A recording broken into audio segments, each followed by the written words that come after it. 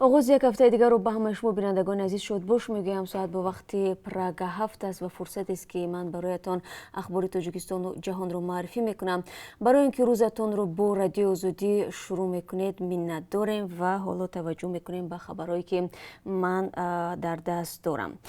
پیش بینی می شود که امروز در شهر مسکو گروه‌های درگیر لیبی سوزش آتش‌بس را به امضا رسانده راه را برای ختم نیزوی 10 ساله در این کشور آفریقای شمالی باز می‌کند.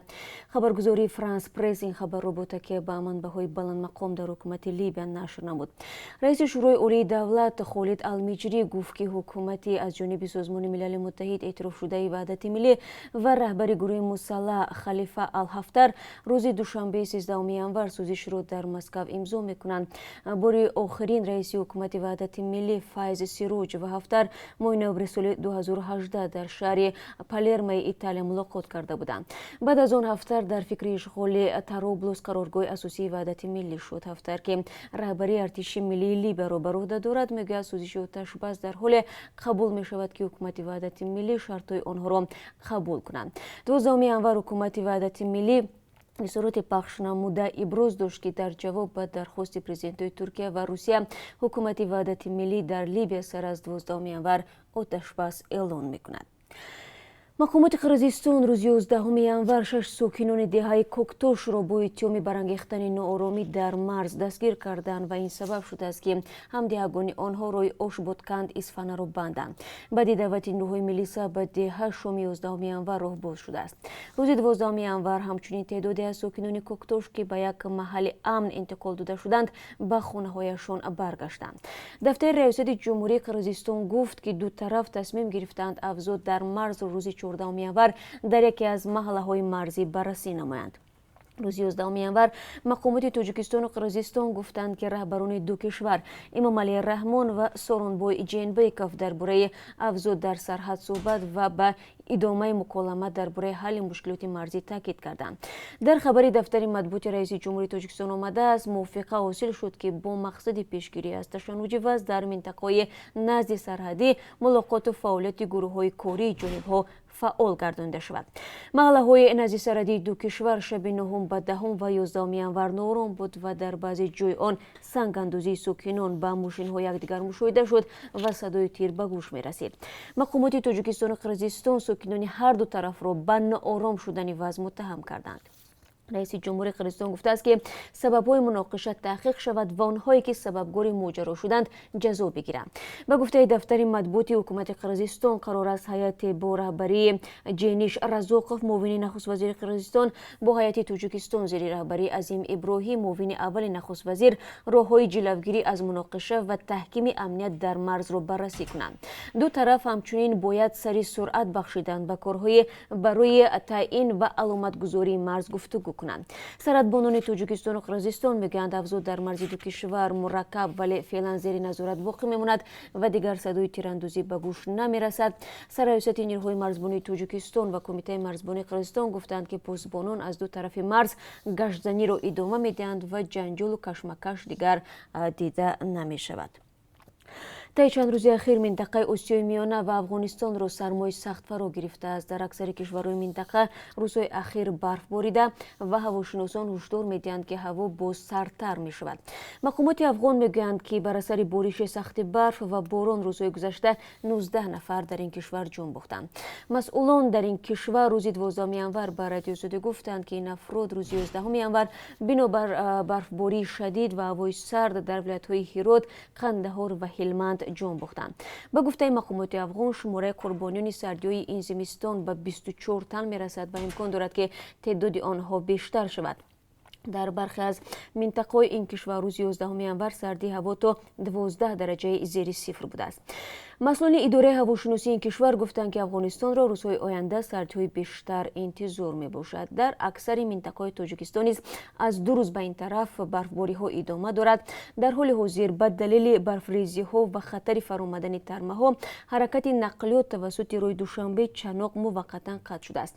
دلیل عبدالله سخنگوی شرکت ایرس صبح امروز بر رادیو آزادی گفت که با توصیه کمیته حالت‌های فوق‌العاده تاجیکستان حرکت همه نمودهای نقلیات در این مسیر موقتا بازداشته شده است و همچنین خبر داد که روز گذشته وزیر نقلیات تاجیکستان یکجا با معاون وزیر کارهای داخلی کشور با وضع حرکت نقلیات در روز دوشنبه چنوق آشنا شدند. این در حالی است که شرکت هوایی سامان ایر اعلان دارد که برای انتقال مسافران در مسیر دوشنبه خوجند خط سیر علاوه‌ای را راه اندازی کرده است.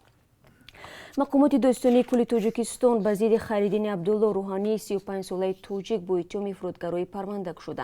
او روز 29 دکبر سال 2019 هنگام بازگشت از مسکو به دوشنبه دستگیر گردید. نزدیکان خریدن عبدالله ادعا دارند که او سالها در روسیه به ضد تندروان مبارزه برده است و به فرودگرایی متهم شدنش تهمت است. منابع رادیو زودی در مقامات تفتیش شده گفتند علیه خریدن عبدالله بر اساس دو ماده کودکس جنایی دعوت عمومی برای به عمل برآوردن فعالیت اکستریمیستی و اشتراک در اتحادیه اکستریمیستی پرونده باز شده او را به حبس گرفتند. مقامات درباره بازداشت و اتهام دامولا خریدین رسما معلومات ندادند. منابع رادیو زودی که از جریان تحقیق پرونده خریدین عبدالله آگاه هستند میگویند چند مهاجر به ضد این روحانی به مقامات شاهدی دادند که آنها را به افراطگرایی دعوت کرده است. منبع در مقامات تفتیشاتی گفت تفتیش ابتدایی نشان داد که خریدین عبدالله با نفر با نام ابو حسین تماس داشت و از او برای ترغیب افراطگرایی دستور می‌گرفت. شخصیت ابو حسین معلوم نیست. تصدیق این حرف نیز از منابع مستقل فعلا غیر امکان میباشد. پیوندانش افراطی بودن داملا خیردین را رد میکنند. مقامات میگویند نسبت به او هیچگاه پرونده جنایی نبود و او تحت پیگر نیز قرار نداشت. نسبت به او معلومات وجود داشت که در یک سال اخیر به ترغیب عقیده های افراطگرایی مشغول بوده است. خیردین عبدالله پیش از این بارها به تاجیکستان سفر کرده ولی مکان اصلیش روسیه است و خیردین عبدالله به گفته نزدیکانش فعلا در بازداشتگاه موقتی قرار دارد.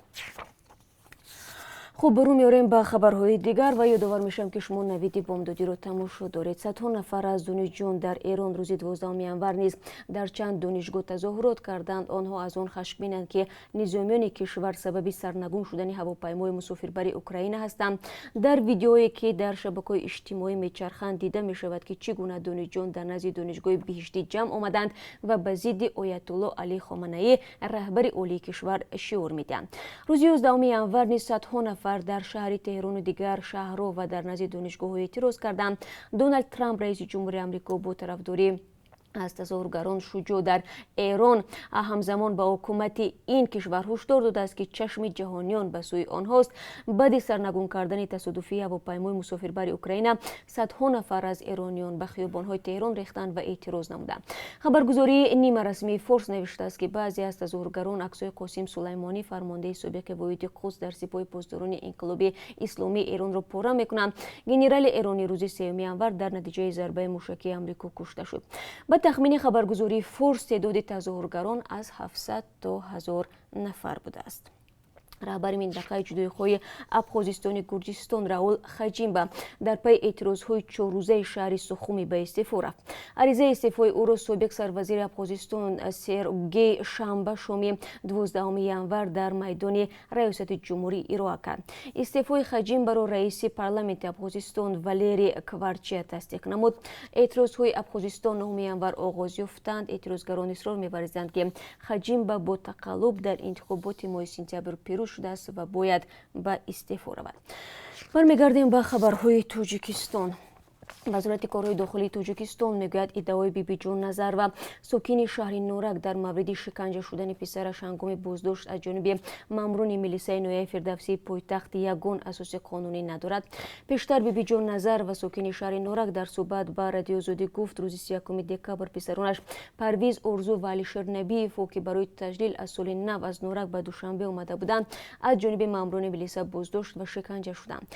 وزارت کارهای داخلی تاجیکستان روز 11 ینور با نشر یک واکنش و بی‌اساس دانستن ادعای این زن در سامانه رسمیش نوشت که پرویز نبیف پسر بیبی جون نظر و روز 30 ینور روز 30 دکبر هنگام فروش 1 کیلوگرم و 200 گرم مواد مخدر نوی افیون بازداشت و نسبتش با ماده 200 قسم 3 بندیگه کودکس جنایتی پرونده باز شده است. وزارت گفته است که این مرد در گذشته 3 مرتبه از جمله یک بار درباره رساندن ضرر وزنین از بهداشتی و دوباره برای قاچاق مواد مخدر بازداشت و زندانی شده بود.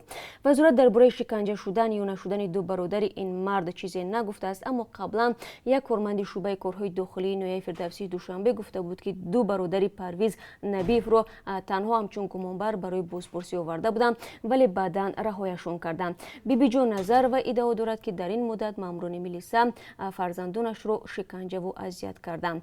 خب ائتلاف سازمان‌های ضد شکنجه در پی مراجعت بیبی جان نظر و برای حمایت فرزندان او در دادگاه و رساندن کمک حقوقی اظهار آمادگی کرده است و این سازمان برادران نبیف را با وکیل دفاع تامین میکند و با احتمال زیاد ما این موضوع در دوام روز بینندگان عزیز پیگیری خواهیم کرد. یک خبر دیگر نیز هست. اینترپول پلیس بین‌المللی شراف‌الدین گدایف رهبر گروه اپوزیسیونی اصلاحات و رشد تاجیکستان را از روی خط موردی جستجوی خود بیرون کرده است.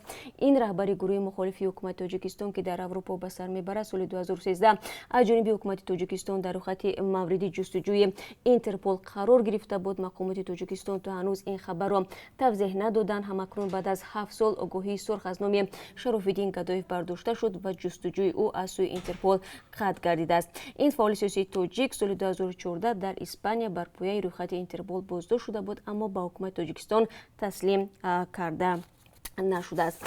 خب و بینندگان عزیز، چون همیشه در پایانی صحبت من برای شما درباره قرب روبل روسی و دلار و یورو معلومات میدیم و باید بگیم که این قرب رو ما از وبسایت رسمی بانک ملی برای شما هر صبح میگیم و به همین ترتیب $1 9 سومانی و 69 درهم است. 1 یورو 10 سومانی و 75 درهم و 1000 روبل روسی برابر می باشد به رسو 157 سومانی. سپاس که ما رو تماشا کردید. با خبرهای بیشتر ما شما رو در دوام روز منتظر خواهیم بود.